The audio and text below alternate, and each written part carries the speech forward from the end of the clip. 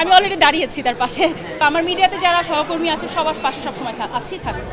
She is like my younger sister, such a talented person. আমি বলবো, আমি সবসময় আমার আমি আগে আমার ইন্টারভিউতেও বলেছি, আমাদের এখানে যতগুলা নায়িকা আছে বা যারা অভিনেত্রী আছে তাদের মধ্যে আমার সবচেয়ে বেশি ট্যালেন্টেড লাগে নুসরাত ফারিয়াকে, not because of her acting, the way she communicates, the way she present herself always, not only here but also abroad.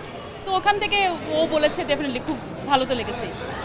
আমি অলরেডি দাঁড়িয়েছি তার পাশে, আমি ওটা আপনি আমি তার পাশে দাঁড়িয়েছি এবং শুধু সে না, আমাদের মিডিয়ার যে কোনো, আমি যদি বলি আমি লয়ার তো পরে হয়েছে, একটা বয়সের পর এসে অনেক পরীক্ষা দিয়ে এসে লয়ার হয়েছি, বাট আমি মিডিয়াতে কাজ করি অনেক আগে থেকে। সো আমার মিডিয়াতে যারা সহকর্মী আছে সবার পাশে সবসময় আছি থাকবো।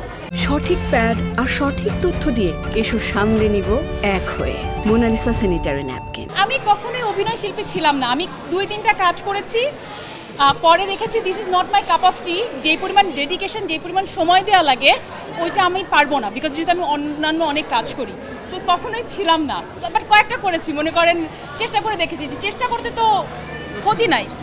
পরে দেখেছি যে না, this not my cup of tea, আমি অন্য জায়গায় করলে বেটার করবো, সো আমি অন্য জায়গায় কাজ করি। সারাক্ষণ মনে করেন যতখানি না আমি কোর্টের জন্য আমার প্রিপেয়ার করতে হয় নিজেকে, তার থেকে বেশি আমি ক্লায়েন্টের সাথে যখন কথা বলবো, বিকজ আমার জন্য হয়তো বা নর্মাল একটা বেইল ম্যাটার, বাট একটা মানুষের জন্য ওই বেইল ম্যাটারটা, সে যদি তার হাজব্যান্ড যদি ওখান থেকে বের হয়ে আসতে পারে, জেল থেকে বের হয়ে আসতে পারে, তার জন্য পুরো দুনিয়া ওপেন হয়ে যাচ্ছে। আমার জন্য জাস্ট একটা মামলা। সো আমি চেষ্টা করি তার প্রবলেমটা বুঝে ওখান থেকে কাজ করার। সো মাঝে মাঝে নিজের কাছেও খুব প্রেশার লাগে কাজ করার জন্য, বাট আই এনজয়িং ইট। সবচেয়ে মজার কথা হচ্ছে যে আপনি যদি কোনো কাজ এনজয় না করেন, সেই কাজ আপনি সাকসেসফুল হবেন না। সো আমি enjoying it, that's the main thing. যেখানে কোথাও আমি জানি কোথায় চুপ করে থাকতে হবে, আমি জানি কোথায় কথা বলা উচিত। আমার বুদ্ধি অনুসারে আমার যখন মনে হয় আমার কথা বলা উচিত তখন আমি কথা বলি, যখন থেমে যাওয়া উচিত তখন থেমে থাকি। অন্যায়ের প্রতিবাদ করলে যে অন্যায় করছে সেরকম তো একটা ব্যাপার থাকেই, তাই না? আবার অন্যায়ের প্রতিবাদ করলেও মাঝে মাঝে আমাদেরও অনেক প্রবলেমের শিকার হতে হয়। ওই জায়গাগুলো থেকে আপনি কিভাবে স্মার্টলি ডিল করবেন, দ্যাটস লাইফ।